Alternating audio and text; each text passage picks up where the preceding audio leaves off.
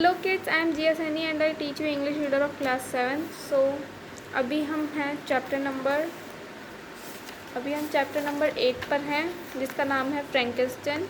सो हमने इसकी थोड़ी सी रीडिंग कर ली थी, जिसमें जो ऑथर थे वो कहाँ थे, बहुत ही उसके बीच में, और उनको कोई भी आइडिया नहीं था और वो कंफ्यूज थे। फिर उन्हें भूख लग रही थी, हम ये चैप्टर पे थे। सो अभी प्रीवियस वीडियो में मैंने आपको आधा चैप्टर एक्सप्लेन कर दिया था। सो आज हम पेज नंबर 96 से स्टार्ट करते हैं, ठीक है। सो देखिए, यहाँ से करते हैं। I longed to obtain food and shelter when I come across a small hut. This was a new sight to me, and I examined the structure with great curiosity. Finding the door open, I entered. An old man sat in it, near a fire over which he was preparing his breakfast. So I longed to obtain food and shelter.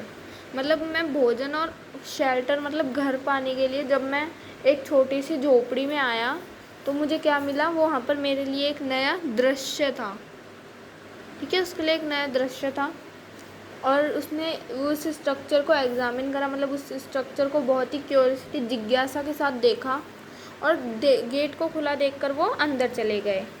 एक old man, एक बूढ़ा व्यक्ति अंदर बैठा था आग के पास, जिसके ऊपर वह अपना खाना पका रहा था, ठीक है। He was alerted on hearing a noise and seeing me. He screamed loudly and quieting the hut ran across the fields at great speed.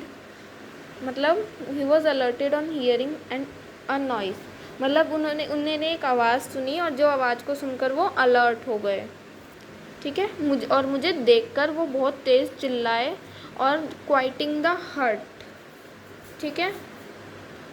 क्वाइटिंग the हट का मतलब होता है मतलब झोपड़ी छोड़कर, और वो बहुत तेज़ फील्ड्स मतलब खेतों में भाग गए बहुत ही तेज़ स्पीड में।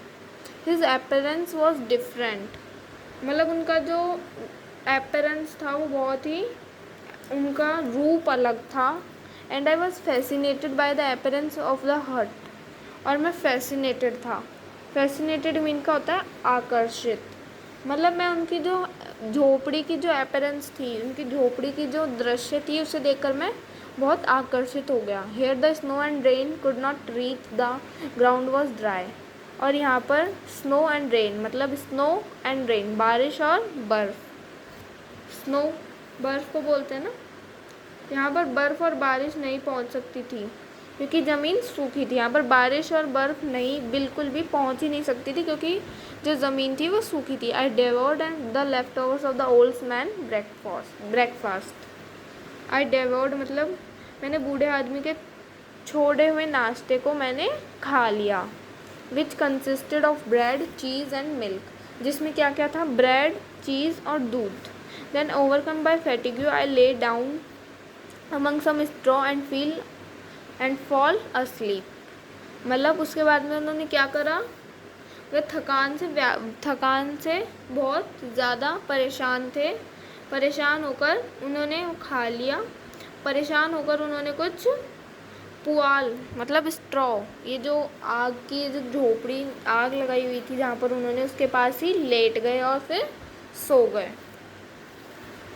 It was noon when I awoke and tempted by the warmth of the sun, I restarted my travels, packing the remains of the peasants' breakfast in a pouch. I walked across the fields until sunset when I arrived at a village.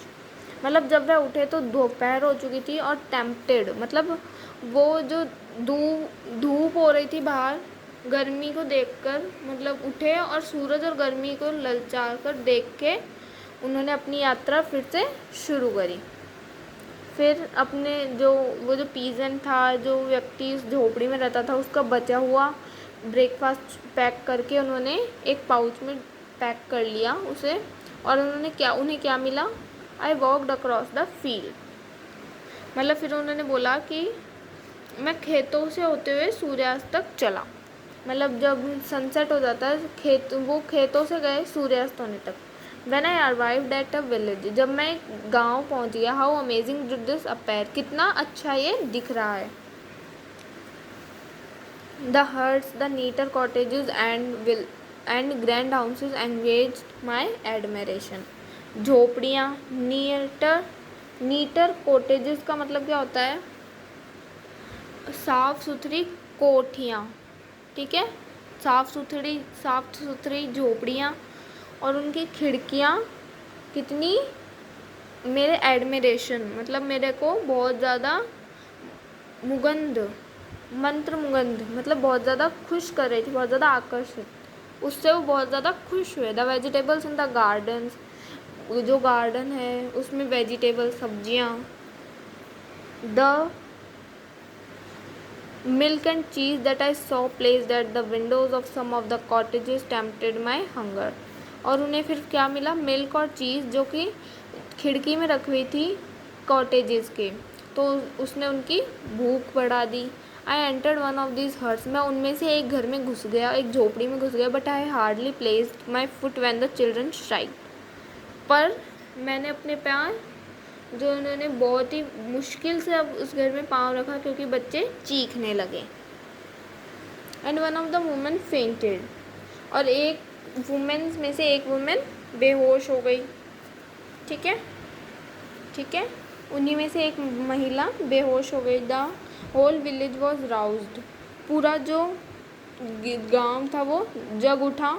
Some fled, some attacked me until seriously braced by stones and many other kinds of weapon. I escaped to the open country and fearfully took shelter in a low hovel. It was difficult for me to sit upright in it as it was quite low.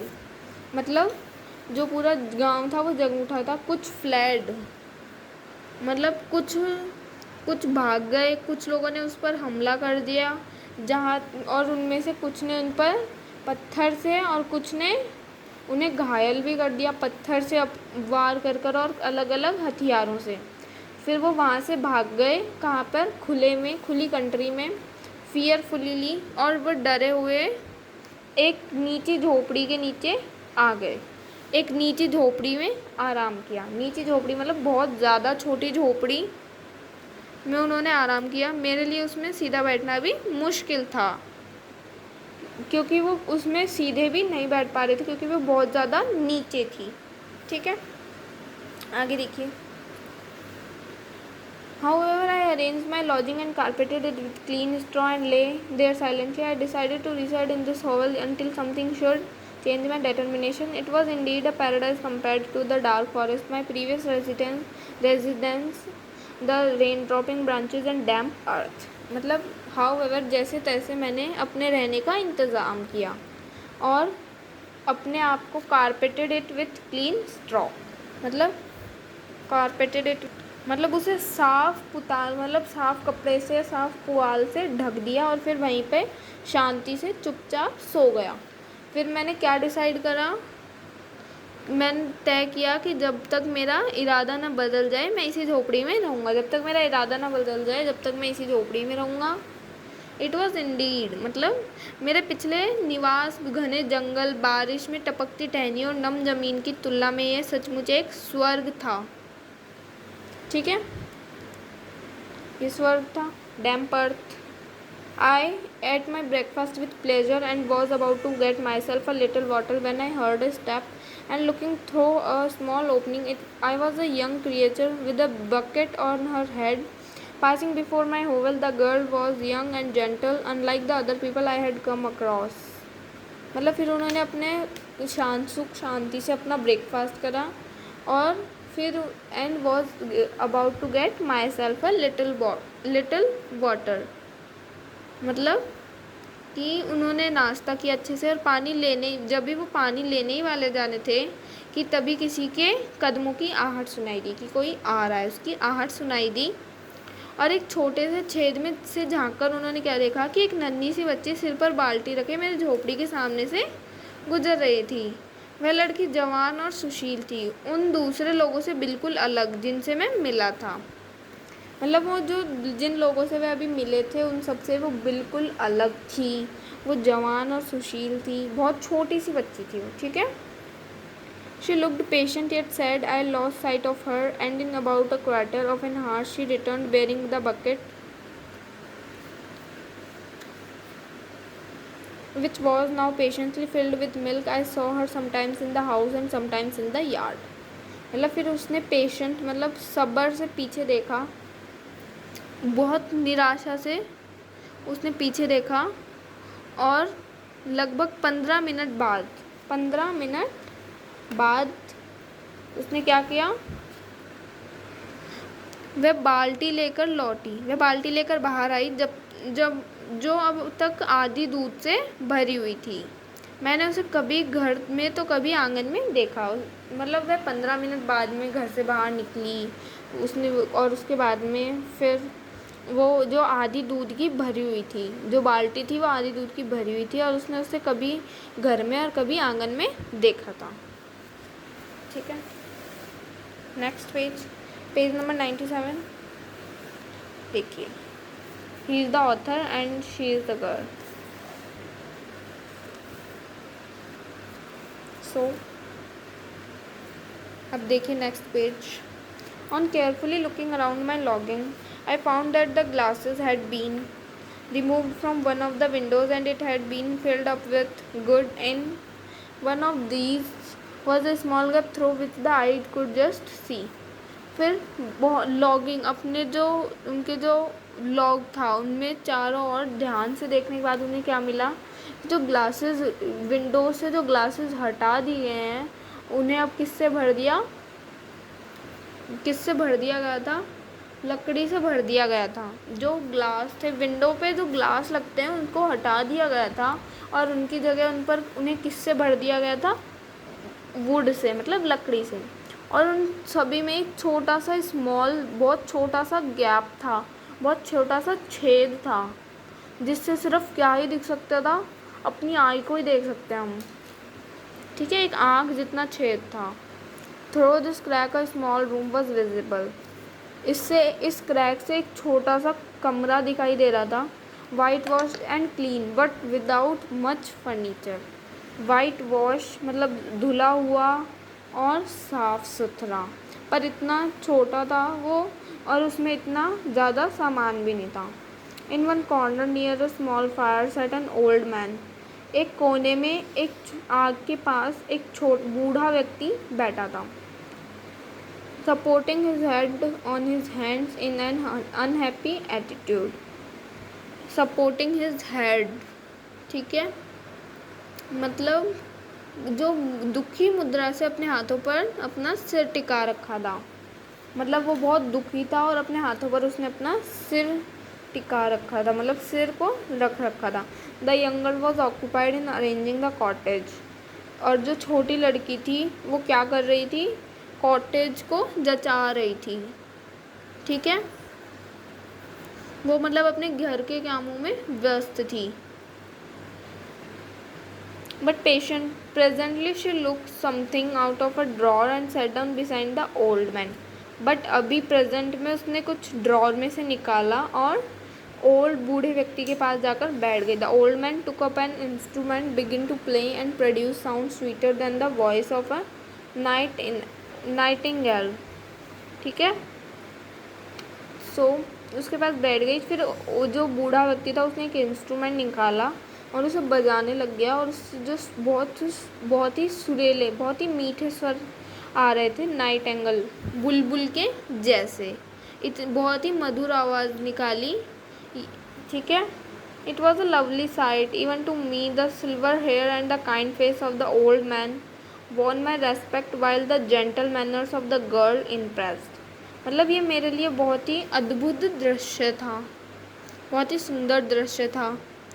बूढ़े आदमी के चांदी के बाल और दयालु चेहरे ने मेरा सम्मान जीत लिया। ठीक है, उसके चांदी के बाल मतलब white hair is equals to silver hair, तो उनकी सम्मान जीत लिया।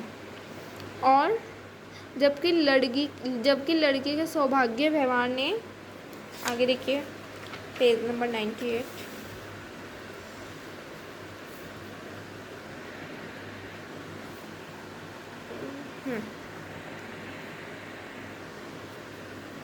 इम्प्रेस्ड मी, मतलब लड़की के जो दयालु वो थे उसने मुझे इम्प्रेस कर लिया। He played a sweet sad tune which I think draw tears from the eyes of the girl. उसने एक बहुत ही प्यारी सैड टून, मतलब बहुत ही प्यारी, बहुत अच्छी आवाज़ में उदास ट्यून बजाई, ठीक है। Which I think drew tears from the eyes of the girl, जिससे मुझे लगा कि लड़की की आंखों से आंसू आ गए। आई फेल्ट स्ट्रेंज सेंसेशंस, मतलब उसे स्ट्रेंज सेंसेशंस, एक अजीब सी अनुभूति हुई। They were a mixture of pain and pleasure that I had never experience before either from hunger or cold warmth or food. वो एक अलग ही दुख और प्लेजर, मतलब दुख और आनंद का एक अलग ही मिक्सचर थे, जो कि उन्होंने कभी भी इससे पहले कभी भी एक्सपीरियंस नहीं कराए, भूख और ठंड से, गर्मी और खाने से, ठीक है। I withdraw from the window unable to bear these emotions, मतलब वो जो खिड़की से थे वो दूर चले गए और इन इमोशंस को वो सहन नहीं कर पाए, इसलिए वे खिड़की से दूर चले गए। Soon after this, a young man entered carrying a load of wood on his shoulders. The girl met him at the door, helped to relieve him of his burden and taking some of the wood into the cottage. मतलब उसी के थोड़े समय बाद एक जवान व्यक्ति अंदर आया और बहुत ज़्यादा अपने कंधे पर बहुत ज़्यादा लकड़ियाँ लेकर। तो जो लड़की थी वो उससे गेट पर मिली और उसको उसके कंधों को आराम देने के लिए, बर्डन से मतलब बहुत ज़्यादा बोझ से आराम देने के लिए उसने उसकी हेल्प करी। और जो वो वुड थे, जो लकड़ियाँ थी, उनको वो कॉटेज में मतलब बरामदे आंगन में ले गई, ठीक है। Placed it on the fire, then he showed her a large loaf and a piece of cheese, मतलब उसको आग में रखा और फिर उसने उसको दिखाया एक बहुत बड़ी रोटी और एक छोटा सा चीज़ का टुकड़ा।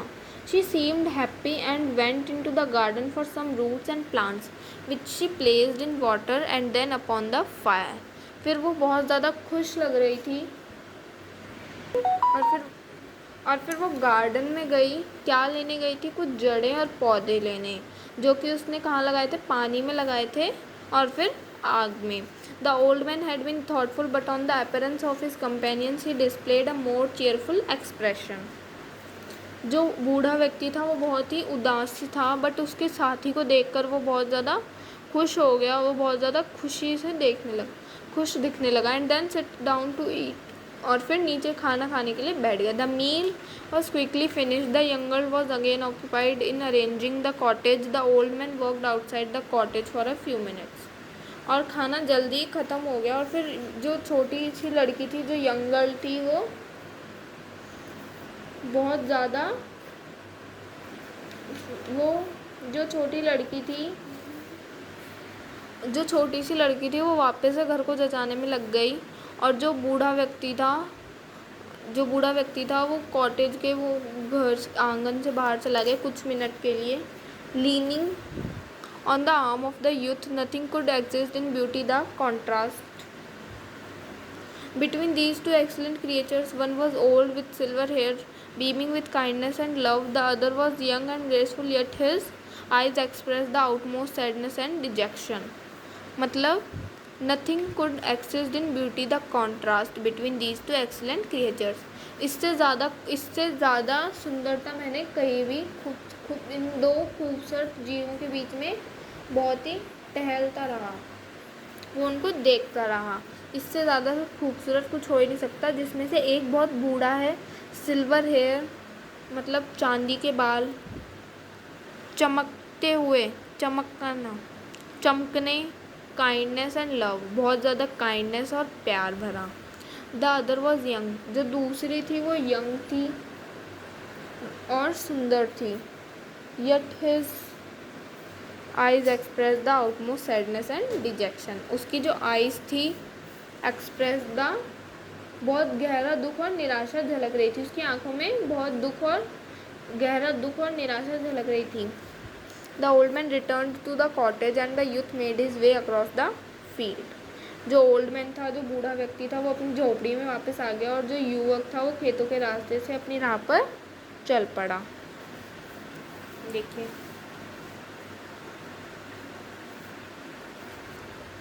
Night quickly shut in, but to my extreme wonder, I found that the cottage had a means of exceeding a light by the use of candles. I was delighted to find that the setting of the sun did not put an end to the pleasure. I experienced it watching my human neighbors.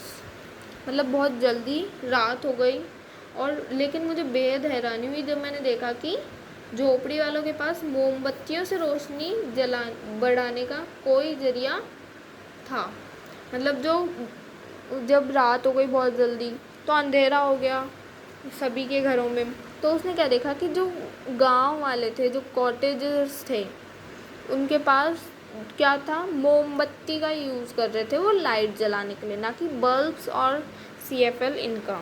ठीक है, वो मोमबत्ती का use कर रहे थे। I was dilated, मतलब वे बहुत खुश हुए ये देखकर कि सेटिंग ऑफ सन, मतलब सूरज का ढल जाना, ये did not put an end to the pleasure. मतलब इसने सूरज के ढलने के बावजूद भी मैंने अपने पड़ोसियों को देखने का आनंद कम नहीं हुआ। मतलब उसको जो अपने पड़ोसियों का जो देखने का आनंद था, उससे जो अपने पड़ोसियों को देखने में जो आनंद आ रहा था वो कम नहीं हुआ था सूरज के ढलने के बाद में भी। Now the youth began to utter sounds that were monotonous. The sound neither resembled the harmony of the oarsman instrument nor the songs of the birds. I since found that he read aloud, but at the time I knew of nothing some of the signs of words or letters. The family, having been thus occupied for a short time, put out their lights and went to bed, as I supposed, to sleep.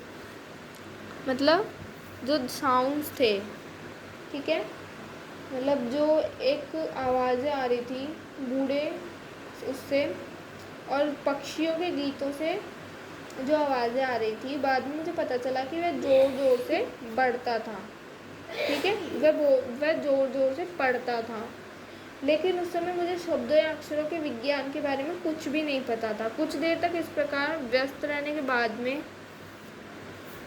जो परिवार ने अपने लिए बत्तियां बुझा दी और बिस्तर पर चले गए, जैसा कि मैंने सोचा था, सोने के लिए। कुछ देर तक लोग पढ़े, उसके बाद में साइंस के हिसाब से मुझे साइंस के कुछ भी वर्ड्स और लेटर्स के बारे में नहीं पता था। कुछ देर के बाद में जो परिवार था, जो फैमिली थी, वो चली गई कहाँ, फिर उन्होंने लाइट्स ऑफ कर दी एंड बेड पर, मतलब बेड पर चले गए, बिस्तर पर चले गए, जैसा कि मैंने सोचा था, सोने के लिए। ठीक है, पेज नंबर 99। और ये किसने लिखी है? मैरी वॉलस्टोनक्राफ्ट शैले, ए ब्रिज्ड एक्सट्रैक्ट। ठीक है, मतलब संक्षिप्त उद्धरण। देखिए पेज नंबर 99, आपको इसके अनुसार करवा देते हैं। सो ये है मैरी वॉलस्टोनक्राफ्ट शैले। इनका जो जन्म था वो 1797 में से 1851 तक। ठीक है, was an English novelist whose work has reached all corners of the globe. ये एक इंग्लिश नोवेलिस्ट थी, जिसका जो इनका जो काम था, इनकी रचनाएं थी, जो पूरी दुनिया के सभी कोनों तक बहुत ही प्रसिद्ध थी। She is best known as the author of Frankenstein. ये सबसे ज़्यादा बेस्ट ऑथर, ये सबसे ज़्यादा किस लिए जानी जाती हैं? ऑथर ऑफ फ्रैंकेस्टाइन जो हमने अभी चैप्टर पढ़ा है, चैप्टर इसकी ऑथर होने के लिए सबसे ज़्यादा जानी जाती है, which is often called the first true work of science fiction, जिसको और क्या बोला जाता है? साइंस की कथा की पहली सच्ची कृति कहा जाता है। Mary was only 19 years old when she wrote this novel. Mary जो थी, मैरी वॉलस्टोनक्राफ्ट शैले, ये सिर्फ 19 साल की थी जब इन्होंने ये नावल लिखा था।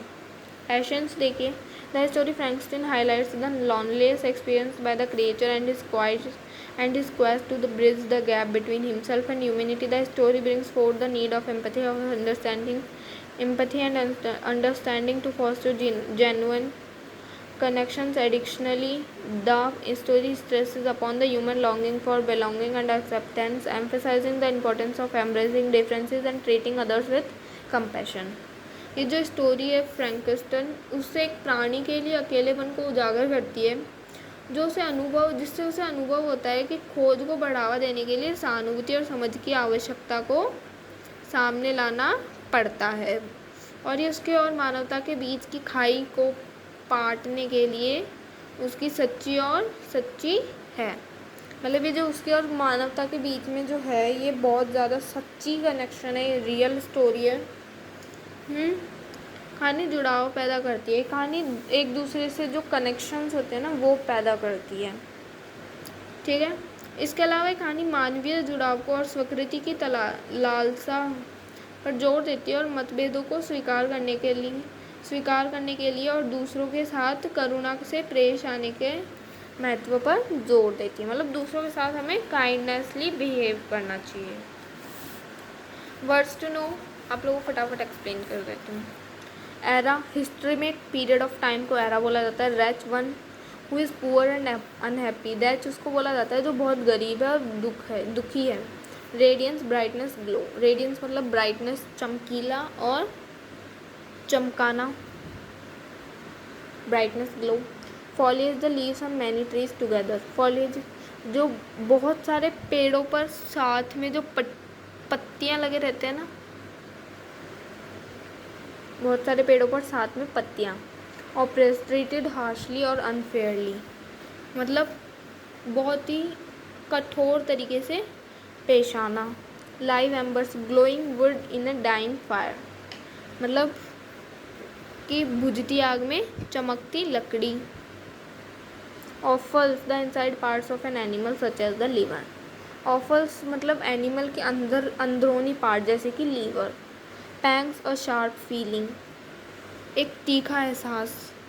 Emigration, here it means to leave one place and settle permanently in another. Emigration का मतलब होता है कि एक जगह को छोड़कर दूसरी जगह पर परमानेंटली सेटल हो जाना। डेवोर्ड, टू ईट और स्वेलो इन अ ग्रीडी वे मतलब किसी जो डेवोर्ड का मतलब होता है लालच से खाना या फिर निगलना। Leftovers, food that remains after one has finished eating a meal. Leftovers का मतलब तो आप लोगों को पता ही होगा, मतलब किसी ने वो खाना खा लिया उसके बाद में जो बच जाता है उसे बोलते हैं लेफ्ट ओवर। होवल, अ स्मॉल अनकम्फर्टेबल डर्टी हट एक छोटा अनकम्फर्टेबल मतलब असुविधाजनक और गंदी झोपड़ी, ठीक है।